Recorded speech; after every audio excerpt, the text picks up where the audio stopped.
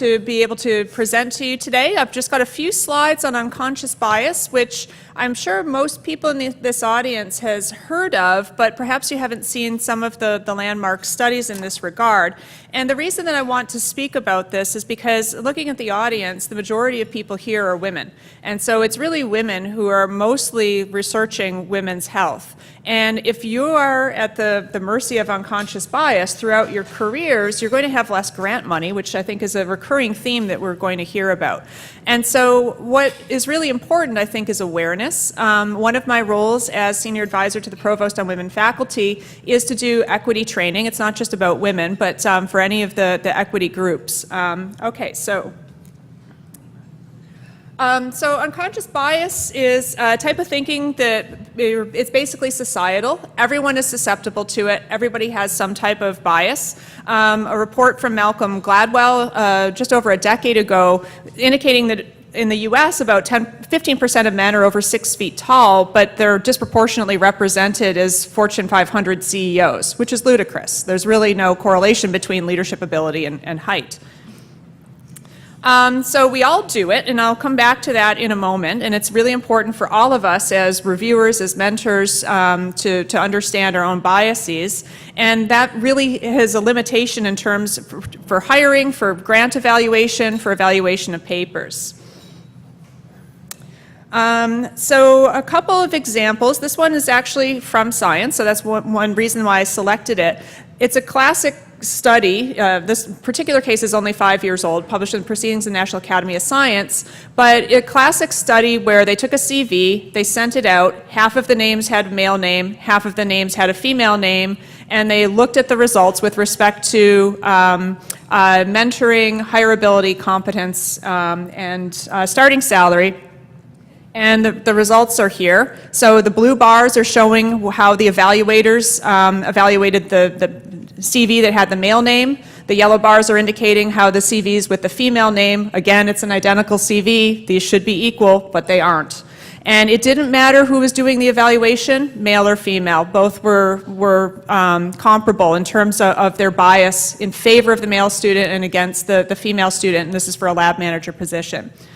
Another example is from the Swedish Medical Research Council. This was published in Nature 20 years ago, and the fact that it's going to be a pretty high profile paper and would be a subject of a lot of targets, and it hasn't been taken down, so I think that indicates how robust it is.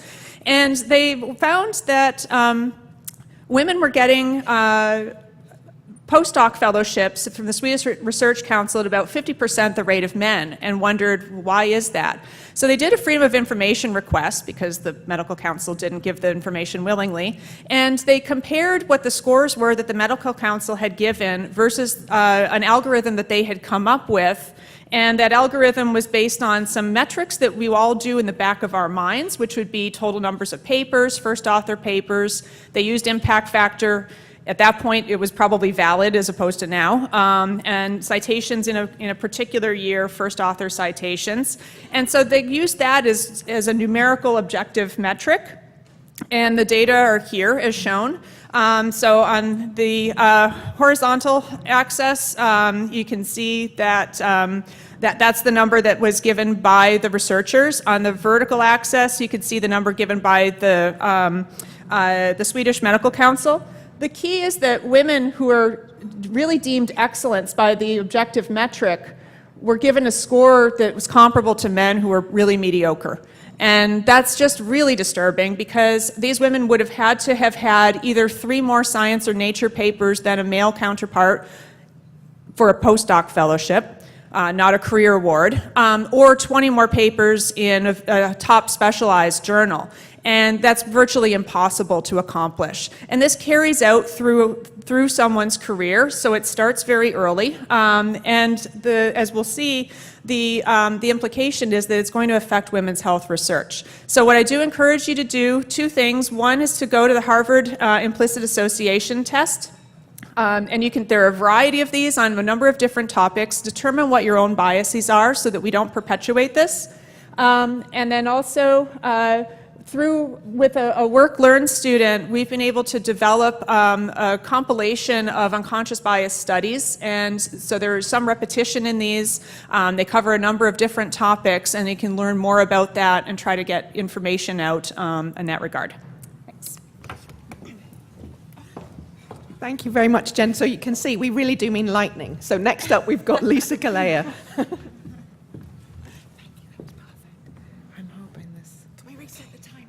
Can you reset the timer for me? So I'm going to really try to be lightning. But I do talk fast, so I'll try not to talk too fast. Okay, 4 minutes. That's what I'm going to take up. You probably have seen a slide like this. This is just showing you that there are fewer studies either looking at both sexes, and this is true for animal studies and also human studies. So both sexes would be the purple. Red is female only, and the gray is the worst. The gray is unspecified sex. And I'm just going to highlight the neuroscience because I'm in neuroscience. And you'll note that the human studies, there's a greater percentage, it's about 80% or so, that use both males and females. And that's partly because in 1993, NIH introduced a mandatory, you have to use both men and women in your clinical studies. Has that helped women's health research? Let's look at that in just a bit. But we're going to crumple up that data because I don't like it. It's also the reason why federal funding agencies are recognizing that sex matters, and we have to use both males and females in our research. So CIHR is asking whether you're looking at sex or gender. NIH is demanding or mandating that you use sex as a biological variable. So I've been an NIH peer reviewer for the last 7 years. They implemented this just over a year ago, so I can uniquely tell you how it may or may not be working, at least from my eyes. So researchers do have to explain how they're using sex as a biological variable, and if they're not, they have to provide a strong justification why they're not. But is it actually is including both sexes really going to improve women's health? That's something that I'm not sure follows. So will they analyze by sex? We're going to look at that a little bit. Will they analyze appropriately? So NIH, CIHR, they're not giving us double the money so that we can look at both males and females in our studies. So we're probably going to be underpowered. And the other thing I see across a lot of these new grants is when people are not familiar with looking at females or women in their research, they're not looking at some variables that are likely influence outcome, like hormones or age, so menopausal status, for example. So actually in that study from 2011, they looked at all of the studies that looked at both sexes. Did they analyze by sex? So it's fine to integrate them all together. That's not going to tell us whether something's different in men versus women or some pharmacological agent might work differently. 80% of neuroscience studies didn't analyze by sex. So just if you mandate that you have to use both sexes doesn't mean we're going to learn anything about women's health.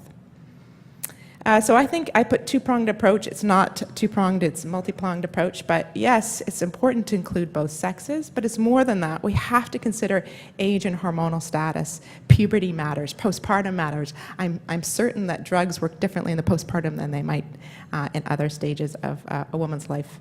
Also, we have to, and maybe we'll hear about this, increase funding for women's health specifically. Just because we're adding males and females to all our studies, that's not going to necessarily help for uniquely female disorders, say like ovarian cancer or postpartum depression. And just as a last point, we just heard from Jennifer looking at success rates in women. There's lots of data out there looking at colloquium speakers and grant success. And so because there's also evidence in Vincent Lavilliere, that's probably not how you pronounce it, has some nice data showing that women scientists are more likely to research women's health. And so if women are less likely to get the grants and less likely to be publishing, that's also affecting equity for women's health. And so I'm just going to put that up there and not really explain it. But I think we need more than sex as a biological variable to come to equity in women's health. And that's it. Thank you. Beautiful. Thank you very much. And our last speaker for this panel is Zena, and then we'll have open floor for discussion time. Love the lightning panel. And I would like to say that I have gone rogue and I have no slides. I have index cards in front of me. I'm being very old-fashioned.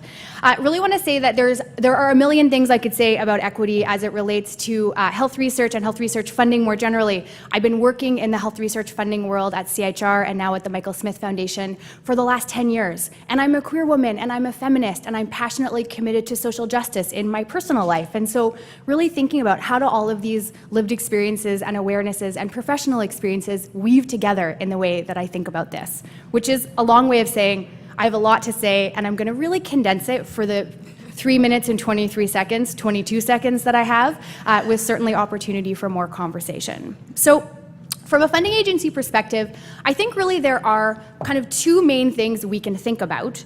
One is, as you've heard my fellow speakers touch on, who are we funding? So this question about understanding how gender equity and how it relates to funding success rates and how that in turn connects to career trajectories, biases, and equities. So we know, for example, from research that's been done in Canada and internationally, women's progress in Canadian universities is uneven by discipline and rank. And basically, the higher you get in rank, the fewer women you see relative to men. So I think it's really important to think about that in the context of who succeeds at receiving funding, as my fellow speakers have already touched on. We've seen this in other examples, like the Canada Excellence Research Chairs, a lot of naturally concern when all of those initially were awarded to men, or in some of the data we've seen around the CHR Foundation scheme. I also think it's really important to think about this from an intersectional perspective, so not just thinking of it in terms of are women less successful than men, but also how do we think about things like race, ethnicity, indigeneity, ability, et cetera, and how those might also influence who is able to move up the ranks and who is able to receive funding, those multiple dimensions of equity. I also think as a research funder and as researchers, we need to think about what kind of research are we funding. And I learned a lot about this when working in the Institute of Gender and Health at CHR. And in that world, we did a lot of work really to think about how do we grow the body of research that is very substantively focused on women's health, on men's health, on gender, sex, and health. So really kind of moving the field forward.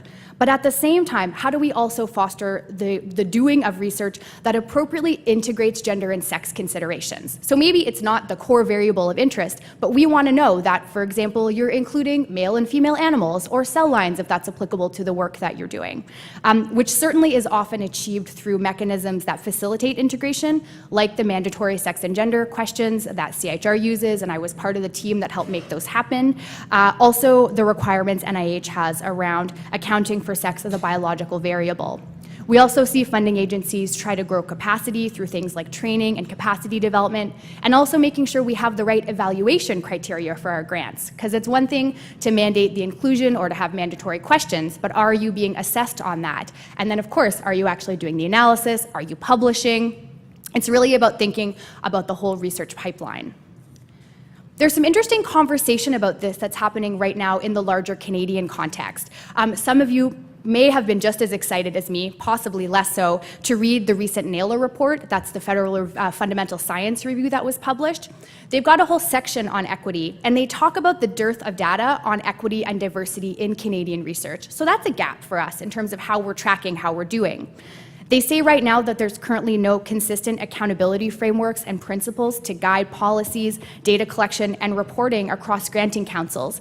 And in some specific cases, they even call for the potential to look at quotas in certain kinds of programs. So some strong equity calls to action there. CHR also had an international peer review panel report that came out recently, and they called on CHR to define and monitor equity issues within the funding system, including having publicly available data. CHR also now has an equity strategy. So in a national context, these are really interesting things for us to learn from at the Michael Smith Foundation for Health Research. We've done some analyses of our own funding trajectories, and what I can tell you is for our core trainee and scholar programs, at the trainee level, we tend to see more women than men applying, and so we do actually see comparable success rates in that program between men and women. But thinking about the career trajectory stuff I touched on earlier, we also see in our scholar program for early career researchers, we tend to see more men than women applying to the program, although success rates are fairly close between men and women for the scholar program. Another thing I'll just close with is we're also thinking about policies and practices. So we do have, for example, parental leave policies for folks that win our awards, which I think is really important as an institutional mechanism. We've also conducted an internal review of our peer review practices and are now looking at national and international best practices and really including a focus on gender and equity in that so we can make sure we're not perpetuating implicit or explicit bias through the way that we support the review of our grants. So lots to say, lots more to talk about, and really excited to hear your questions and comments today. Thank you. Thank you very much. Yeah, let's make that a round of applause for all of our panel. Thank you very much to all of you. So, this is an evocative topic. I'm expecting people shouting. What questions do you have? Let's go. If not, I'll go. I have one if anybody else has one. I was going to go. Oh, okay. No, you first, Lisa. Go for it. No, No, seriously, go. Oh, no, okay. We don't have time to be Polite, too polite.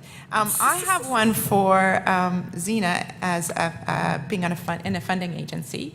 So there are a lot of, and don't get me wrong, I think this is very important, but we know that retention is key for diversity and women in STEM careers. So at each time point, I'm sure you see those graphs, they diverge. So we have lots of funding right now, not lots, but more funding opportunities for junior investigators.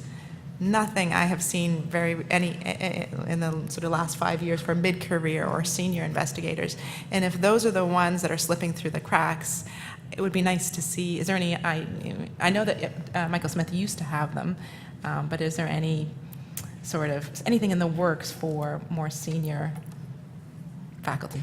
It's a great question, Lisa. And one thing I will say is the topic of who is really kind of most at risk has something that's come up time and again in my years in working in funding agency contexts, both nationally and provincially. So when I was in CHR, for example, we also heard that question about what about the mid-career researchers? They also have their own vulnerabilities.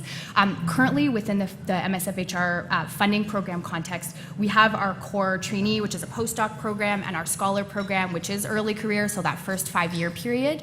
We have a couple of new programs that are specialized but not actually tied to career stage. So one is a health professional investigator, and then one is an innovation to commercialization award. But again, zeroing in on kind of types of people or types of work, less about career stage. So nothing in the works currently for the mid or senior, and it's definitely a piece of information I'll bring back to the foundation, partly because we also are wanting to continually gather data of where are the gaps? What don't we know? Where are the greatest potential points of intervention in this health research system? How can we help make the biggest difference to grow research capacity in BC?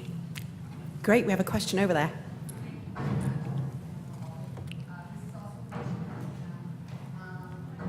I'll repeat the question for you, don't worry. Yeah, go for it.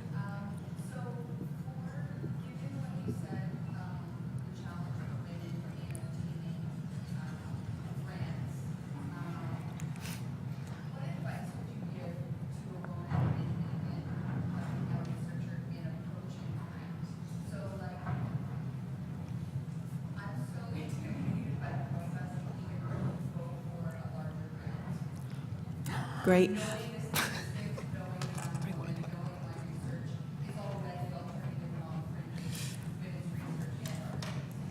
So just to repeat the question for those that didn't catch it, it was essentially about what advice can you give to a woman researcher who's desperately intimidated and doesn't even want to begin to engage with the process, seeing the scary data as they are. Go panel. And I'm so happy you asked that question, and I'll offer an answer, and I would also love to hear my fellow panelists, your perspective. So what I'll say from someone who works in a funding agency, and I will make this offer to the room, please don't hesitate to contact me. I will answer your phone call. I will talk to you by email. I won't necessarily know the answer, but I will know how to find it. And so I think part of it is actually about finding a human within a funding agency who you can talk to. And I really value working in MSFHR where we have that kind of responsive capacity. And I understand it's really intimidating, especially when you're working in an area that feels more marginalized for a whole host of reasons, whether it's women's health in the larger context of health research, whether it's a sub-area within that. I think another critical piece is also, how do you find those allies and those mentors within the environment where you're working? Because my experience is so much of learning how to succeed at research funding, part of it is really about a particular kind of bureaucratic literacy, and that can be really complicated and hard to obtain. So how do you talk to people that really understand those complex systems, and that they can help you understand how to navigate the system, how to strategize around it, how to know where to start? Because of course funding begets more funding. So sometimes it's about, how do you work your way in? So those are a couple of pieces of advice, and I will happily give you my business card after this panel. I only have a few, but you can find me on the internet. My name's Zena, there's not that many of us.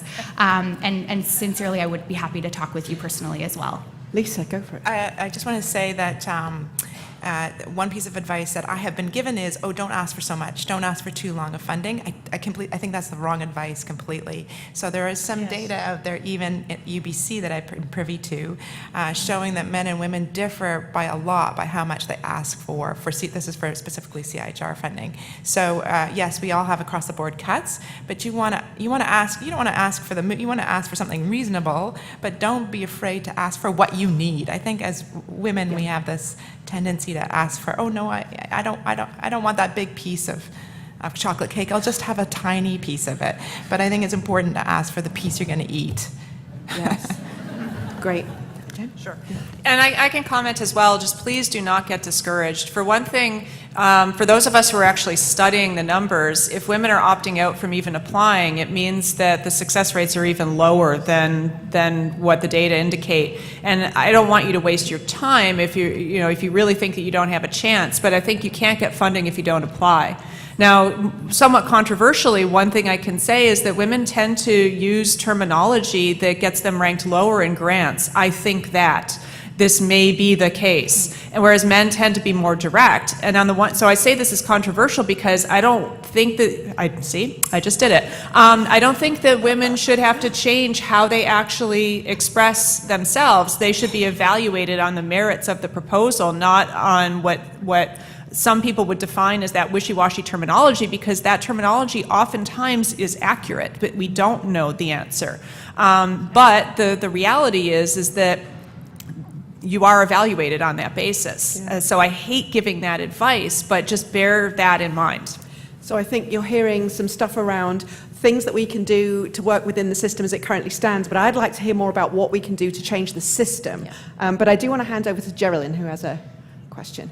For those of you who are not, kind of thinking about the big picture, one of the layers of organization of research is that there are research institutes at various institutions and things, and that federal taxpayer money goes for infrastructure when you get a Tri-Council grant, goes directly to whatever research institute the investigator belongs to or their institution belongs to.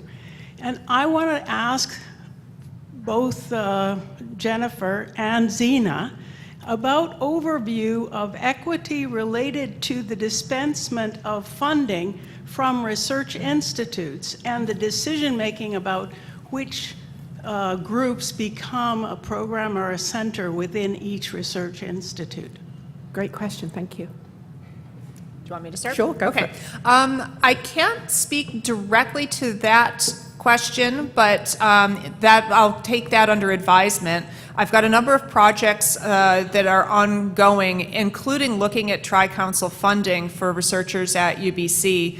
And so that would, I think, be an extension of that investigation, but it's not something I can take on immediately, but that's an important comment. But certainly with VP Research Office, we are a number of people have already worked on this, including Laura Boyd, who's a number of you I'm sure know, but we are trying to dig into greater detail, particularly in light of the CIHR Foundation grants, where for later stage career women, mid to later stage career women, the numbers are abysmal. But I haven't even thought about institutes, but I will.